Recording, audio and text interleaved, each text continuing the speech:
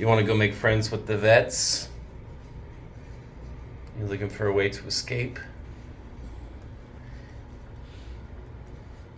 You'll never take me alive, coppers. While Benny's getting a checkup for his 15th birthday, I thought I'd take the time to make this small little video about this car, the 2014 Volkswagen Passat with the 1.8 liter turbo engine. We've recently had a bunch of trouble codes come up. It's caused the check engine light to come on, and I wanted to focus in on one particular trouble code that I think is causing the rest of them. That's the one on the bottom, P227900. I think my engine has a vacuum leak and is causing the computer to throw a bunch of diagnostic codes that aren't related to anything but the vacuum leak. Here's my diagnostic process. This goes through air filters like I go through underwear. I don't know if that's a good thing.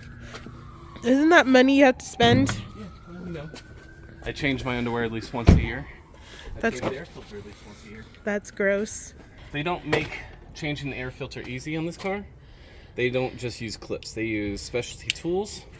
And since I already work on Xboxes, I happen to have those tools. So I just have to remember which one it is.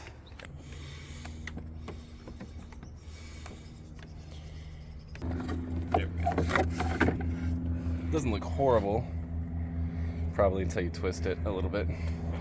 Put this new one in. Make sure it's all clean down there. Leave some bullshit.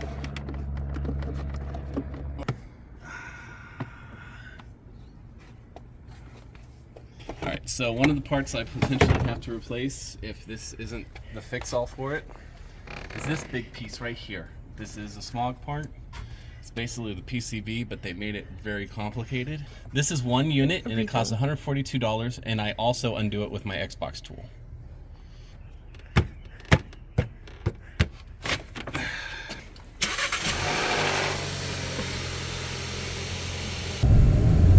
You think he's gonna race me? I didn't even put it in sport mode. We still got the oil change, and we're gonna do the spark plugs, the standard tune-up.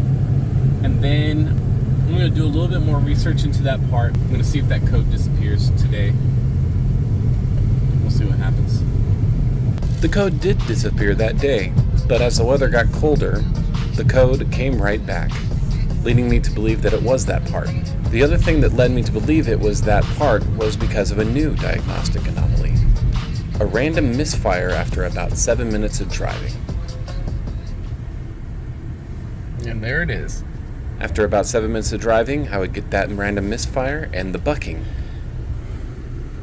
Neutral.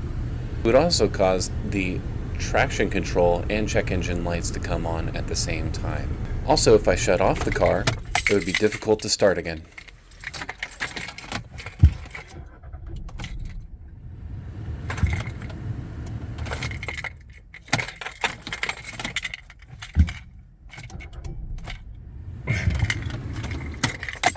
My final research indicated that that part would be the fix-all for this code, so I went ahead and bought it. And it came in. Here it is in all its glory, with its built-in screws that aren't going anywhere. It's time to get this bad boy installed.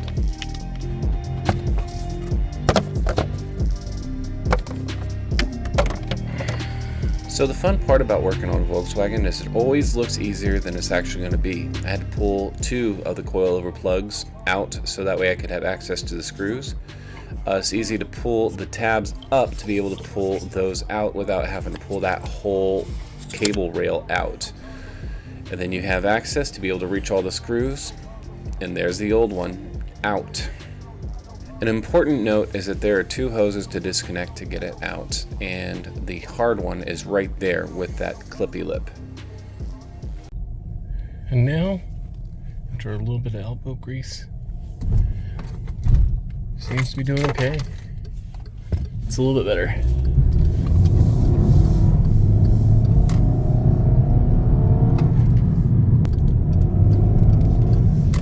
I always like the 1.8 turbo engine. It's really peppy, but I have to let it cool down and go through another warm-up cycle.